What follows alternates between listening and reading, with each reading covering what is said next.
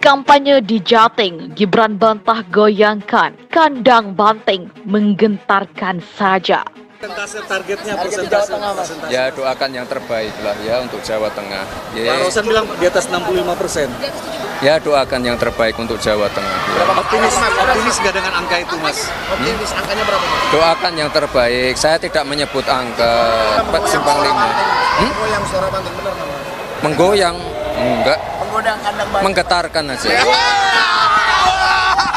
Makasih, Mas. Makasih, Mas. Kelihatannya ya Jawa Tengah menjadi basis pertempuran soal gengsi ya. Gengsi di mana kelihatannya Pak Jokowi dengan kubu 02 ingin memenangkan dan merebut basis Banteng agar Banteng kalah, agar Banteng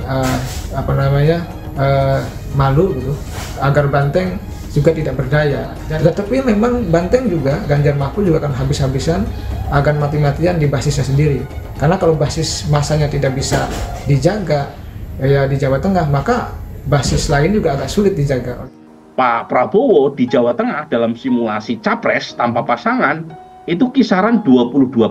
Tetapi setelah berpasangan dengan Gibran, apalagi Pak Jokowi sangat rutin sekali melakukan penetrasi meskipun atas nama presiden, tetapi suka tidak suka, diakui tidak diakui, itu memperlihatkan dukungan secara implisit kepada paslon 02. Itu terjadi pergeseran dukungan. Jadi sejak saat itu kita temukan suara paslon 02 itu mengalami kenaikan cukup kencang dari 22% menjadi kisaran 41%. Dan ini yang menjelaskan mengapa kandang banteng itu mulai terancam oleh dominasi paslon 02. Jokowi adalah salah satu entitas politik sangat kuat di Jawa Tengah yang memang berangkat dari sana, beliau mantan wali kota Solo. Nah, karena itu pertarungan di Jawa Tengah itu bukan sekedar pertarungan elektoral atau eleksi, tapi juga pertarungan gengsi. Nah, kalau dalam pertarungan gengsi biasanya semua kekuatan energi jaringan politik pasti dikerahkan untuk memenangkan soal pembuktian, kalau kata Tisa tadi, pembuktian politik siapa yang akan memenangkan Jawa Tengah. Jadi poin saya di Jawa Tengah ini adalah perebutan di kolam yang sama antara dua kekuatan, terutama kalau kita bicara Pilpres adalah kekuatan 02 dan 03 menyasar hal yang sama dan mereka berebut pada basis wilayah yang bisa dikatakan di wilayah yang sama. Cawapres nomor urut 2, Gibran Rakabuming Raka membantah jika dirinya disebut berhasil menggoyangkan suara di kandang banteng, yakni Jawa Tengah. Gibran mengaku hanya menggentarkan wilayah yang menjadi basis PDIP tersebut. Hal tersebut Gibran sampaikan usai berkampanye di acara Gibran mendengar pengrajin tembaga dan nelayan di Tegal Senin 29 Januari 2024. Menggoyang enggak menggentarkan saja, ujar Gibran dalam keterangannya. Gibran diketahui memang sedang fokus kampanye di Jawa Tengah.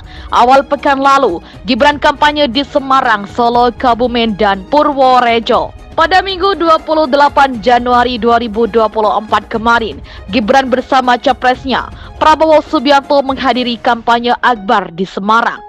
Lalu, hari ini Gibran masih berkeliling ke beberapa kota atau kabupaten di Jawa Tengah seperti Pekalongan dan Tegal. Selain bicara soal menggentarkan kandang banteng, Gibran turut merespon soal salam 4 jari yang menjadi simbol koalisi pasangan nomor urut 1 dan nomor urut 3. Apa itu 4 jari? 1 plus 3 itu 4 jari. Warga tambah bingung nanti, jadi bingung 4 jari, katanya. Meski begitu, Gibran mempersilahkan jika pasangan nomor urut 1 dan 3 ingin bergabung. Dia meminta warga melihat sendiri bagaimana aksinya dalam melawan cawapres nomor urut 1 dan 3 dalam debat. Kalau ada gabungan antara 1 dan 3 ya monggo, kan warga juga bisa lihat kemarin. Debat saya juga 2 lawan 1, imbuh Gibran.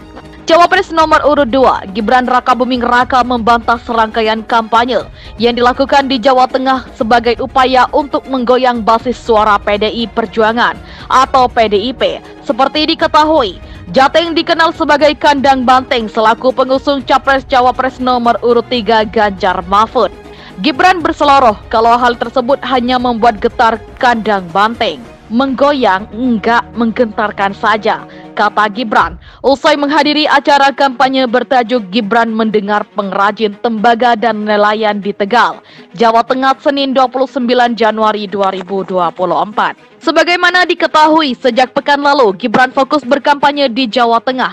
Beberapa daerah yang didatangi diantaranya Solo, Kebumen, dan Purworejo. Puncaknya Gibran menghadiri acara kampanye akbar bertajuk Kirap Kebangsaan di Simpang 5, Semarang, Jawa Tengah pada Minggu, 28 Januari 2024 kemarin.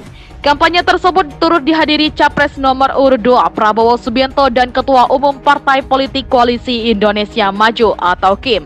Prabowo dalam orasinya meminta agar masyarakat memberikan amanah kepada dirinya dan Gibran untuk memimpin bangsa Indonesia. Saat itu, Ketum Partai Gerindra itu berjanji di sisa hayatnya ingin melihat kemiskinan hilang dari bumi Indonesia.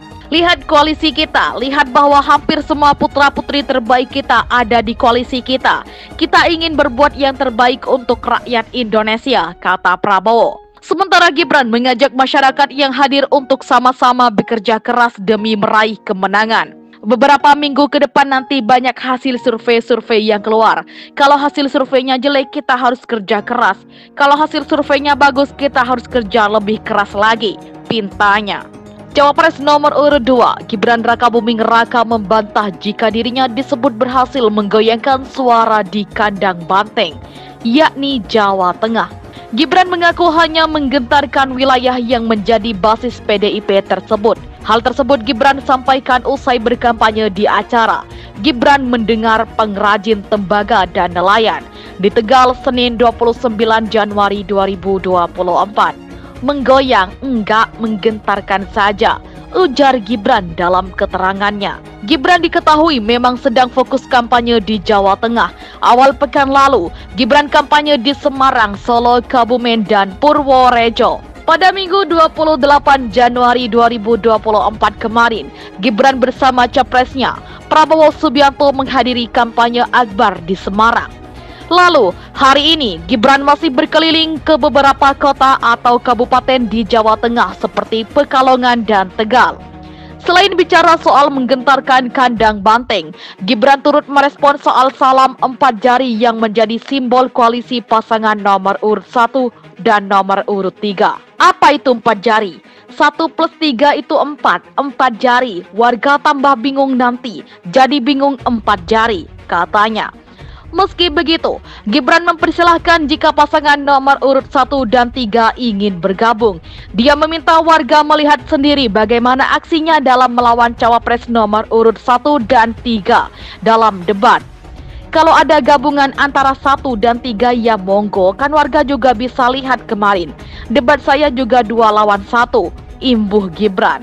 Cawapres nomor urut 2, Gibran Rakabuming Raka membantah serangkaian kampanye yang dilakukan di Jawa Tengah sebagai upaya untuk menggoyang basis suara PDI Perjuangan atau PDIP. Seperti diketahui, Jateng dikenal sebagai kandang banteng selaku pengusung Capres-Cawapres nomor urut 3 Ganjar Mahfud.